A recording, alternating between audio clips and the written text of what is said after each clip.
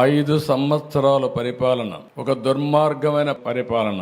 ఆ పరిపాలన యొక్క ఫలితాలు మీరు చూస్తే వ్యవస్థలు మొత్తం భ్రష్టు పట్టాయి. పనిచేసే వ్యక్తులు పనిచేయలేని పరిస్థితికి వచ్చారు. కడాని ఇవన్నిటి వల్ల ఇలాంటి విపత్తు వచ్చినప్పుడు నష్టపోయేది ప్రజలే నష్టపోయారు. అందుకని నాకు 10 రోజులు పట్టింది. మొదటి 2 రోజులు నేను అధికార యంత్రాంగాన్ని ముందుకు పోమన్నా పోయే పరిస్థితులు కూడా లేరు.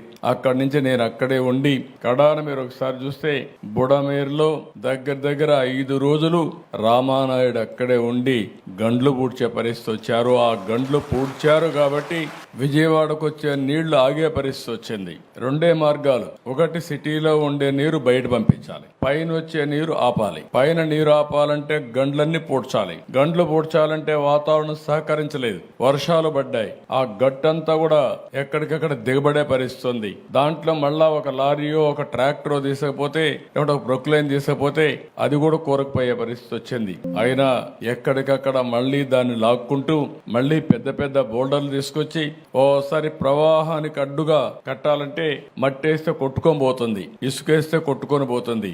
అలాంటప్పుడు దగ్గర 100 టన్నులు ఒక రాళ్లు తీసుకొచ్చి పెద్ద బోల్డర్స్ తీసుకొచ్చి అక్కడ వేస్తే దానిపైన మళ్ళా మట్టేసి కన్సాలిడేట్ చేసి ఒక విధంగా చెప్పాలంటే ఒక యుద్ధమే చేశాం. అక్కడ కడాన ఆర్మీ వాళ్ళు చెప్పారు మా వల్ల కూడా కావలేదు, మేము చాలా టెక్నాలజీ చూసాం కానీ ఇలాంటి టెక్నాలజీ మా దగ్గర లేదని వాళ్ళ చేతులెత్తేస్తే కాదని మన వాళ్ళు నిరూపించారు. దానికి మనస్ఫూర్తిగా ఇరిగేషన్ డిపార్ట్మెంట్ ని రామానాయుడు కూడా అభినందిస్తున్నా.